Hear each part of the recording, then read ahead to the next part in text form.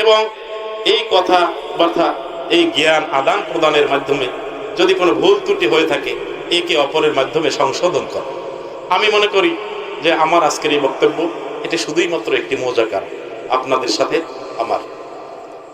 প্রিয় ভাইরা, পবিত্র কালামে পাক থেকে একটি আয়াত তেলাওয়াত করেছি। মহান আল্লাহ রাব্বুল আলামিন বলেন, ইয়া আইয়ুহাল্লাযীনা আমানু লা তুলহিকুম আমওয়ালুকুম ওয়ালা আওলাদুকুম আন যিকরিল্লাহ। আমরা সকলেই এই পৃথিবীতে বসবাস করি, ঠিক না? একদিন আমরা এই পৃথিবীতে ছিলাম না, আজকে আছি, আবার একদিন থাকবো। একদিন এই পৃথিবীতে অনেক মানুষ ছিলেন, আজকে নাই।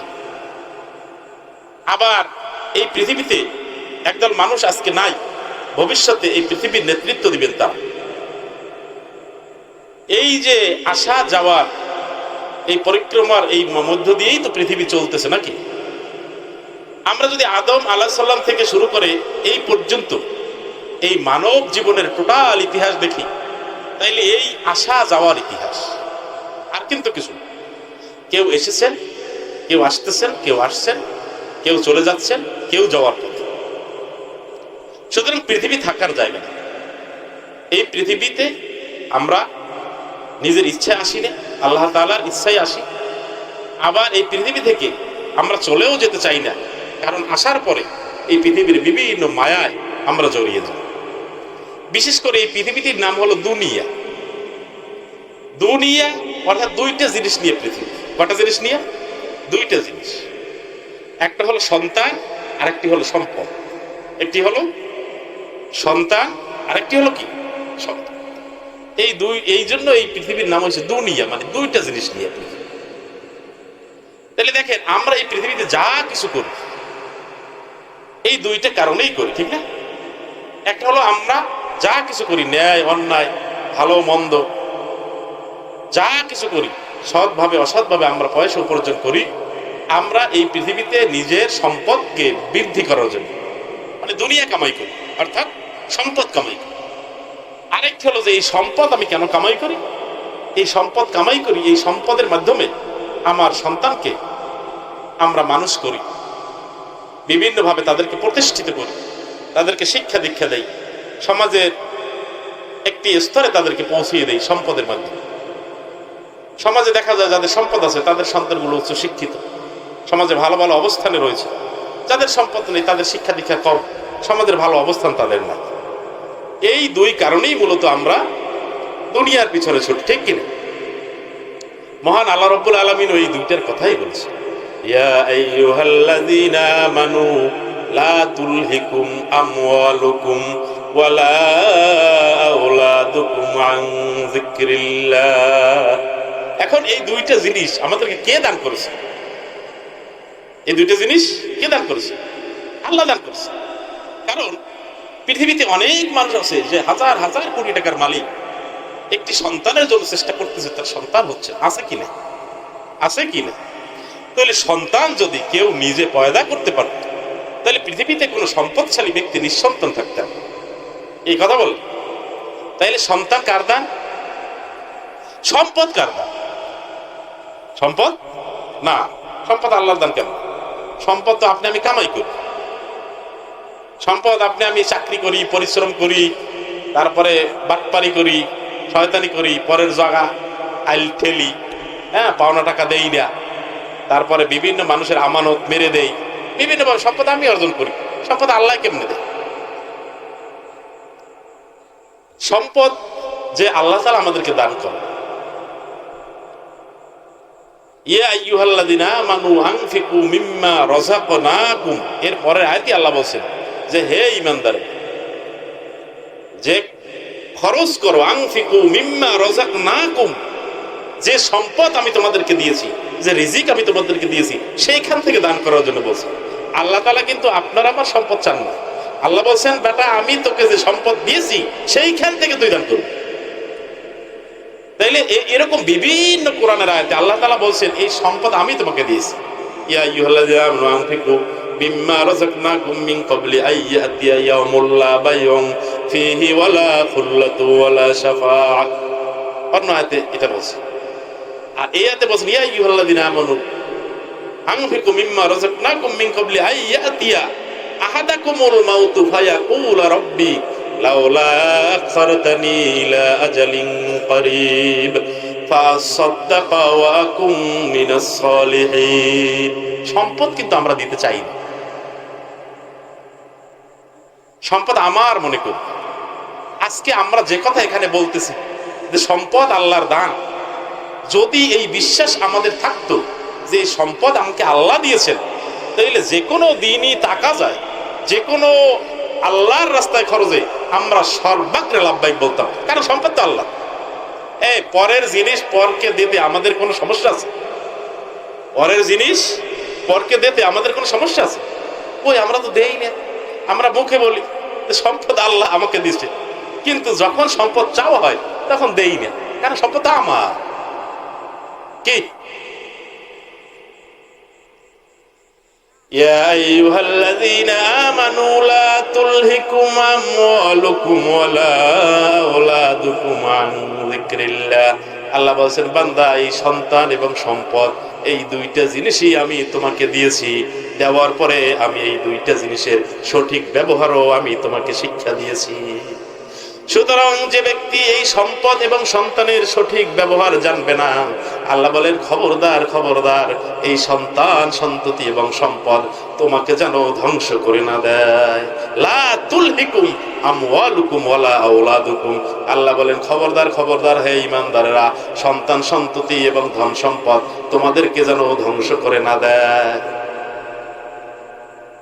আন যিকরিল্লাহ, আল্লাহর স্মরণ থেকে, আল্লাহর জিকির থেকে, আল্লাহর ইবাদত থেকে, আল্লাহর গোলামি থেকে, অর্থাৎ আল্লাহ তাআলার সকল হুকুম আহকাম পালন করার ক্ষেত্রে এই সন্তান এবং সম্পদ যেন তোমাদের বাধা হয়ে না দাঁড়ায়। বুঝে থাকলে বলুন, আল্লাহর হুকুম পালনে আমাদের বাধা এই দুইটা জিনিসই। বলুন, চিন্তা করুন, আল্লাহর হুকুম পালনে এই দুইটা জিনিসই আমাদের বর্তমান সময় সবচেয়ে বেশি বরবাদ। আপনি দেখবেন যে সম্পদ এক তো আমি খরচ করতে চাই না, অনেকের উপরেই এই সামনে কোরবানি আসতেছে, কোরবানি ফরজ, বিভিন্ন গরিমসি করে অজুহাত দেখায় কোরবানি দেবে না। ইমাম সাহেবের উপর কোরবানি ফরজ, সে মুসল্লিদেরকে ঠিকই ওয়াজ করতেছে যে কোরবানি না দিলে জাহান্নামে যাবে, কিন্তু সে দেয়। হুজুরের উপর কোরবানি ফরজ, ওয়াজ নসিহত করতেছে সবাই কোরবানি দেবে, হুজুর দেয়। এবং হাজী সাহেবের উপরে কোরবানি ফরজ, সে কয় যে না, এবছর অনেক ঝামেলায় আছে। মানে ফতুয়া এখন নিজে তৈরি করে, এখন ফতুয়ার জন্য মাওলানা মুফতি লাগে না। এখন আমরা ওই টুকিটাকে যা জানি ওইটাকে মোটামুটি একটা চিন্তা ভাবনা থেকে নিজস্ব চিন্তার সাথে মিলিয়ে আমরা একটা ফতুয়া বের করে।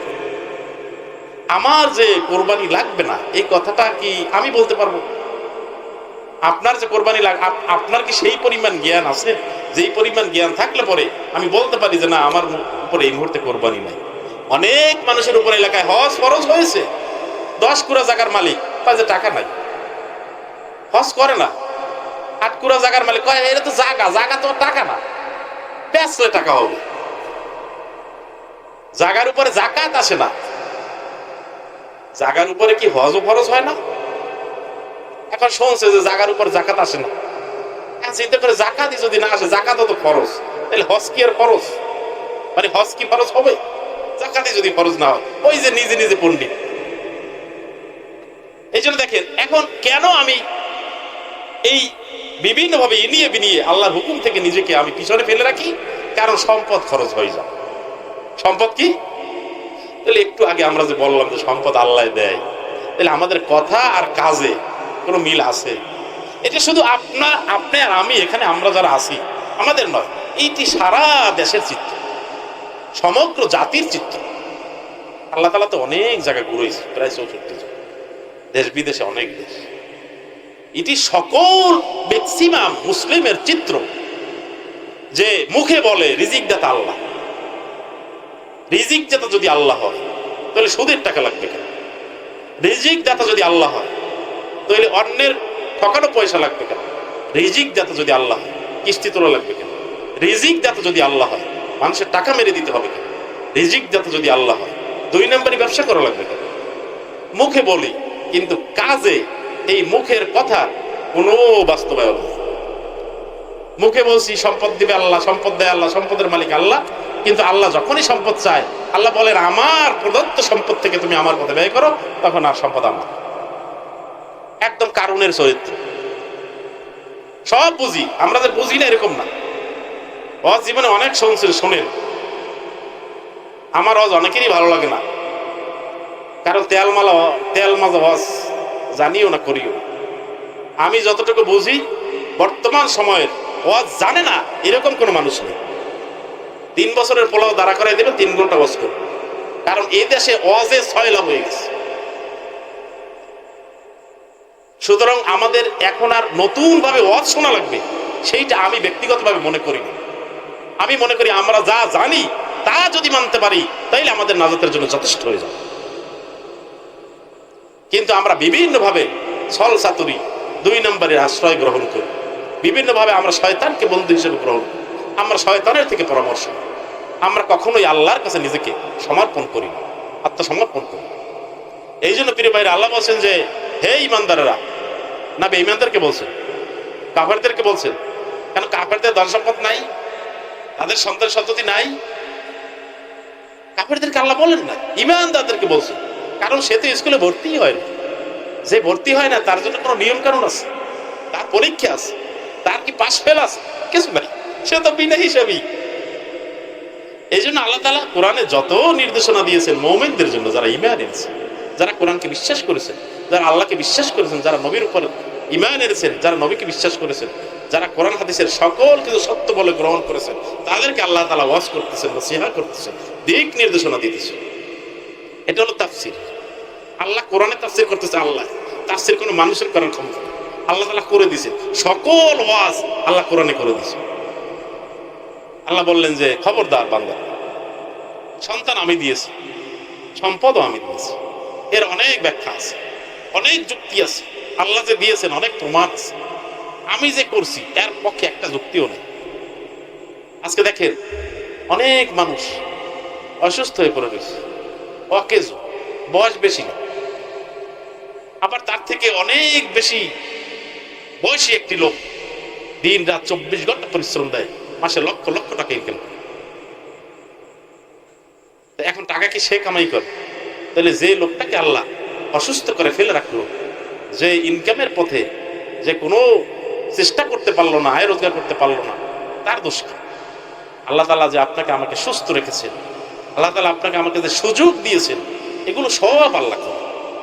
সুতরাং মূলে আল্লাহ কাজ করেন, আপনাকে আমাকে দিয়ে করায়, সেখানে ফল আল্লাহ তাআলা দিয়ে দেন। এই জন্য প্রিয় ভাইরা, আল্লাহ দান করছেন সন্তান, আল্লাহ দান করছেন সম্পদ। আবার এইটাকে আল্লাহ সতর্ক করেছেন যে সঠিকভাবে যদি খবরদার ব্যবহার করতে না পারো, তাহলে তুমি ধ্বংস হয়ে যাবে। লা তুলহিকুম আমওয়ালুকুম ওয়ালা আওলাদুকুম আন যিকরি। এখন কথা হলো যে আল্লাহ তাআলা আমাদেরকে দুনিয়ায় পাঠিয়েছেন, বলছেন ওমা খলাকতুল জিন্না ওয়াল ইনস ইল্লা লিয়াবুদুন, যে বান্দারে আমি তোকে আমার গোলামি করার জন্য পাঠিয়েছি। আচ্ছা, আল্লাহ যে আমাদেরকে পৃথিবীতে পাঠাইলেন, আল্লাহ খাবার জন্য পাঠাইছেন, এই কথা একবার বলছে। কিন্তু আমরা যে খাই আল্লাহ জানেন কিনা? আল্লাহ তাআলা ঘর উঠানোর জন্য পাঠাইছি একবার বলছে, কিন্তু আমাদের যে থাকার জন্য ঘর লাগে আল্লাহ জানেন কিনা? আল্লাহ তাআলা বিবাহ শাদী করার জন্য পাঠাইছি, এটা কোরআনে বলছেন কিনা? বলেন না। বলছে শুধুমাত্র ওমা খলাকতুল জিন্না ওয়াল ইনসা ইল্লা লিয়াবুদুন, আর কিছুর জন্য পাঠাই নাই, শুধু ইবাদতের জন্য পাঠাইছি। তাহলে আমাদের যে চাকরি লাগবে, পেশা লাগবে, ব্যবসা লাগবে, সন্তান সন্ততি লাগবে, আমাদের জমি জমা লাগবে, এগুলো আল্লাহ তাআলা জানেন কিনা? তাহলে আল্লাহ তাআলা সব জানেন, বুঝেন, তারপর বললেন যে শুধুমাত্র ইবাদতের জন্য পাঠাইছি। তাহলে এগুলো কে করবে? ফেরেশতারা এসে করবে? দিন হলো বোঝার জিনিস, এইটা ওয়াজ শোনার জিনিস, এটা হলো বোঝার জিনিস। যদি আখলিস দীনাকা ইয়াকফিকাল আমালুল কলিল, যদি আমরা বুঝতে পারি অল্প আমল নাজাতের জন্য যথেষ্ট। এই হুজুরেও খায়, পিসা হুজুরেও খায়, আর মদ করেও খায়, দুইজনের খাওয়া কিন্তু এক না। কি 2 নম্বর ব্যবসায়ীও ব্যবসা করে, সৎ ব্যবসায়ীও ব্যবসা করে, দুইজনের ব্যবসা কিন্তু এক না। নামাজি লোকও টাকা ইনকাম করে, পরিশ্রম করে, বিভিন্ন পেশার সাথে নিয়োজিত রাখে নিজেকে, বেনমাজিও পরিশ্রম করে টাকা ইনকাম করে, দুইজনের টাকা কিন্তু এক না। আল্লাহর বান্দা, আল্লাহর পরিচয় লাভকারী বান্দা, আল্লাহর গোলামেরা, তারা দুনিয়ার সব কিছু দুনিয়াদারদের মতো করে, কিন্তু তাদের করা, তাদের খাওয়া, তাদের ঘর, তাদের বাড়ি, তাদের চলাফেরা, তাদের যাতায়াত, তাদের সব কিছু আর দুনিয়াদারদের সব কিছু দেখতে যদিও একরকম, কিন্তু ফলাফলে সম্পূর্ণ উল্টা। ঠিক কিনা?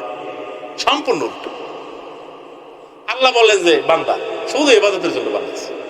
তাইলে দেখেন, আমরা ম্যাক্সিমাম সময় তো সংসারের পিছনে ব্যয় করি, সম্পদ আরোহণ, সন্তান সন্ততি লালন পালন, পরিবারের পিছনে ম্যাক্সিমাম সময় দিয়ে থাকি। কিন্তু আল্লাহ যে ইবাদতের জন্য বানিয়েছে, কতটুকু সময় দেই? খুব সামান্য। যারা আমরা 5 ওয়াক্ত নামাজ পড়ি, খুব সামান্য সময় দিই, 2 ঘন্টা 2.5 ঘন্টা যদি একদম ভালোভাবে পড়ি।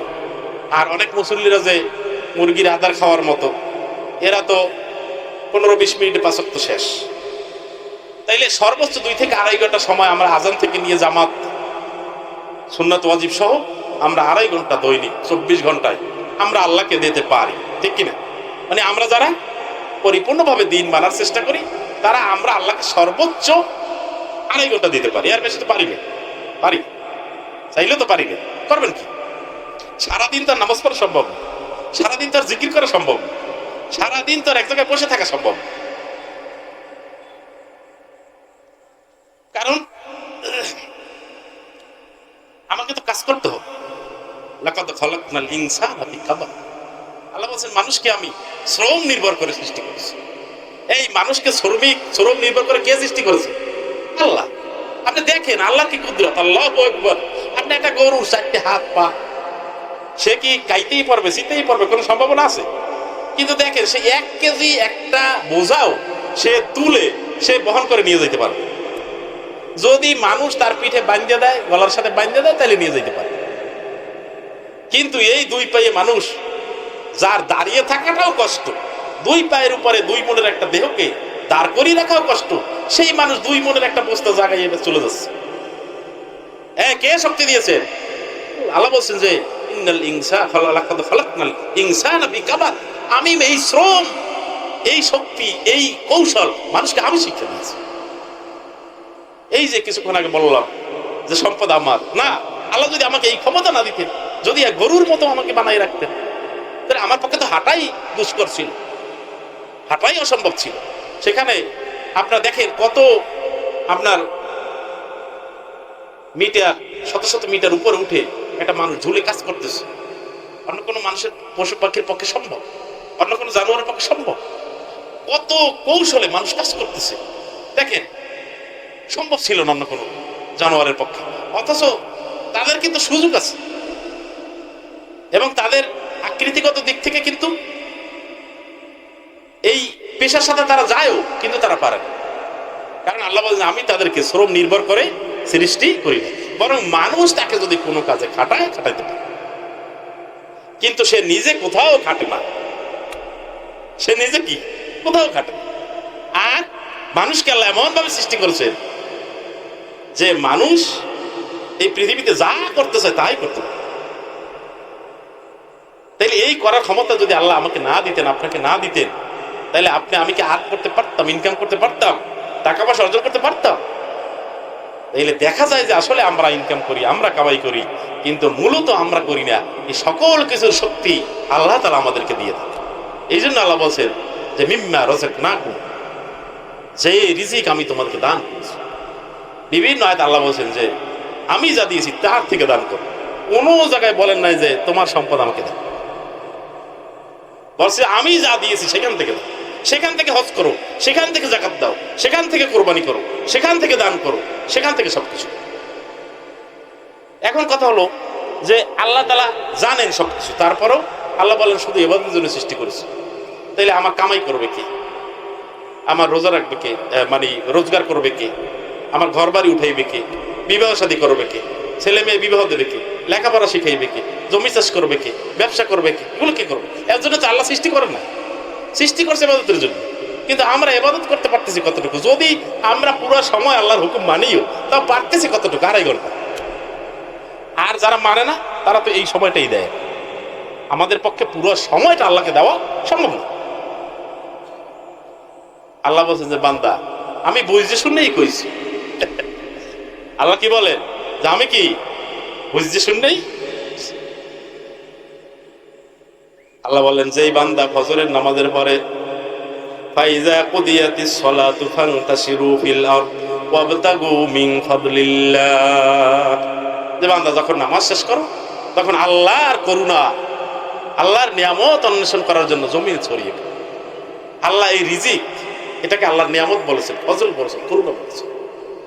যে আল্লাহ আপনি যেতে পারেন ফজরের পরে বিভিন্ন পেশায় আপনি যেতে পারেন, কিন্তু আপনি দিন শেষে আপনি কি খালি হাতে ঘরে ফিরবেন নাকি কামাই করে ঘরে ফিরবেন, এটা একমাত্র আল্লাহর হাতে।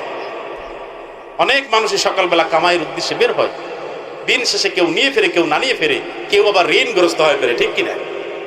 তাহলে যদি আমি কামাই করতাম তাহলে যতগুলো মানুষ দিনের শুরুতে কামাই করার জন্য বের হয় দিন শেষে যখন বাড়ি ফেরে তখন সবাই টাকার বস্তা নিয়ে বের।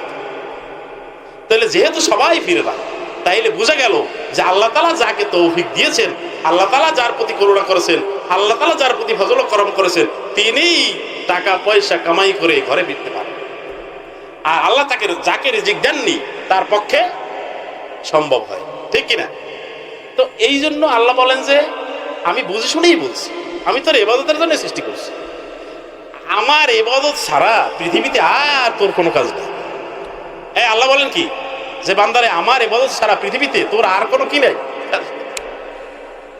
এই জন্য আল্লাহ বলেন ফাইযা কুদিয়াতিস সালাতু ফান্তাশিরু ফিল আরদি ওয়াবতাগু মিন ফাদলিল্লাহ ওয়াজকুরুল্লাহা কাসীরান লাআল্লাকুম তুফলিহুন।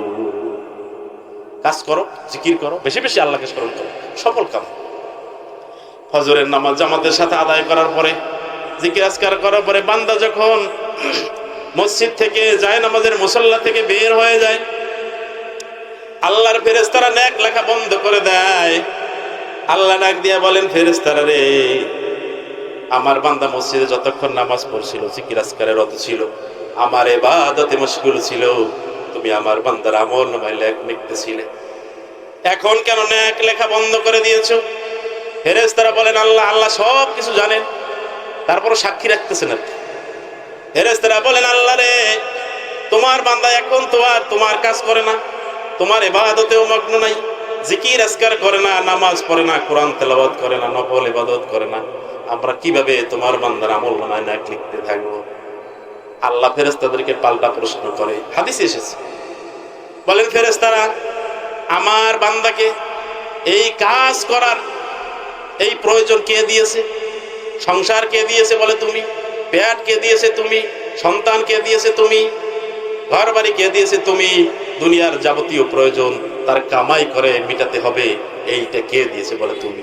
বলে আমি যদি আমার বান্দার এই ধরনের কোনো প্রয়োজন না থাকতো, না দিতাম, তাহলে আমার বান্দা কি করত? তাইলে যদি আমি আমার বান্দাকে এই ধরনের কোনো প্রয়োজন না দিতাম তোমাদের ফেরেশতাদের মতো, তাহলে আমার বান্দা কি করত? ফেরেশতারা বলে আল্লাহ রে, আপনার বান্দা মসজিদ থেকে আর বের হইতো না, সন্ধ্যা পর্যন্ত আপনার জিকির আজকার ইবাদতে মশগুল থাকতো। সুবহানাল্লাহ। থাকতাম কিনা? যদি আমাদের পেট না থাকতো, চাহিদা না থাকতো, সন্তান না থাকতো, সম্পদ না থাকতো, ঘর বাড়ি না থাকতো, তাহলে সন্ধ্যা থেকে সকাল থেকে সন্ধ্যা পর্যন্ত আমরা ফেরেশতাদের মতো ইবাদতে মশগুল থাকতে পারতাম কিনা? আল্লাহ বলেন ফেরেশতারা যেহেতু আমার বান্দা এই সকল প্রয়োজন আমি দিয়েছি, আমার প্রয়োজনেই আমার বান্দা সে ঘর থেকে রিজিক অন্বেষণের জন্য বের হয়েছে। আমার বান্দা যদি আবার জোহরের মুয়াজ্জিনের আযানের সাথে সাথে মসজিদে গিয়ে জোহরের নামাজটা জামাতের সাথে আদায় করে, ফেরেশতারা এই সব ফজর থেকে নিয়ে জোহর পর্যন্ত মধ্যবর্তী সকল সময়টা তুমি নামাজ পড়ার সব লিখে দিবে আমার বান্দার আমলনামা। এইবার বলেন আপনার কামাই আছে নাকি ইবাদতে পরিণত হয়েছে? আপনি রিক্সা চালাইছেন, এখন কি রিক্সা চালাইছেন নাকি নামাজ পড়ছেন? জমিতে ধান কাটছেন নাকি নামাজ পড়ছেন? নদীতে মাছ ধরছেন নাকি নামাজ পড়ছেন? তাইলে দেখেন আল্লাহ বলছেন বান্দা দুনিয়ায় তুই যদি আমার এই সামান্য হুকুম পালন করো, তাইলে পৃথিবীতে তুই যা কিছু করবি সব কিছু আমার গোলামি হিসেবে আমি গ্রহণ করবি। তাহলে আল্লাহ যে বললেন যে ওমা খলাকতুল জিন্না ওয়াল ইনস ইল্লা লিয়াবুদুন, বান্দারে দুনিয়ায় একমাত্র আমি তোকে ইবাদত করার জন্য সৃষ্টি করেছি। যদি আমরা প্রতিটি মুহূর্ত ফজর থেকে নিয়ে একদম এশা পর্যন্ত এভাবে যদি আল্লাহর হুকুমগুলো পালন করতে পারি, তাহলে আমাদের 24 ঘন্টা আল্লাহর গোলামিতে লিপিবদ্ধ হবে কিনা? আপনি দোকানে বসে আছেন কিন্তু কিয়ামতের ময়দানে দেখবেন যে নামাজ পড়ছেন। আপনি স্কুলে টিচারি করতে গেছেন, কিয়ামতের দেখবেন যে আপনার 24 ঘন্টা নামাজের সব, জিকিরের সব, 24 ঘন্টা আল্লাহর গোলামির সব। দেখবেন যে আপনি কোনোদিনই খান নাই, ঘুমান নাই, আপনার সন্তান সব কিছুই ছিল না, শুধুমাত্র আল্লাহর গোলামি আর গোলামি করেন। এই জন্য আল্লাহ তাআলা আমাদেরকে আল্লাহ প্রদত্ত যে ফরজ হুকুমগুলো আমাদের উপরে দিয়েছেন, যদি আমরা সঠিকভাবে সেগুলোকে পালন করতে পারি, আল্লাহ বলছেন যে বাকি সময়টা আমি আমার গোলামিতে তোর সকল কার্যক্রমকে লেখাই নি। তাইলে জান্নাতে যাওয়া আমাদের জন্য কি বেশি কঠিন হবে? এই জন্য প্রিয় ভাই, আল্লাহ আমাদেরকে তৌফিক দান করুক। আমরা ইনশাল্লাহ বোঝার চেষ্টা করি, আল্লাহ আমাদের থেকে বেশি কিছু চায় না, বেশি গোলামি চায় না। অল্প আখলিস দিনকে একফিকাল আমল কলিল, অল্প অল্প আমার দিনকে খাঁটি করে যদি আমি আল্লাহর এই অল্প হুকুম, 5 ওয়াক্ত নামাজ, রোজা, এরকম আল্লাহর যে ফরজ হুকুমগুলো আছে যদি আমরা নিয়মতান্ত্রিকভাবে আদায় করতে পারি, আমাদের বাকি টোটাল জীবনটা আল্লাহর গোলাম হিসেবে আল্লাহ তাআলা লিপিবদ্ধ করে নেবেন। কিয়ামতের মাঠে ইনশাআল্লাহ জান্নাতে যাওয়া আমাদের জন্য সহজ হবে। আল্লাহ তাআলা আমাদের সবাইকে কবুল করুক, আমিন। ওয়া আখির দাওয়ানা আলহামদুলিল্লাহ।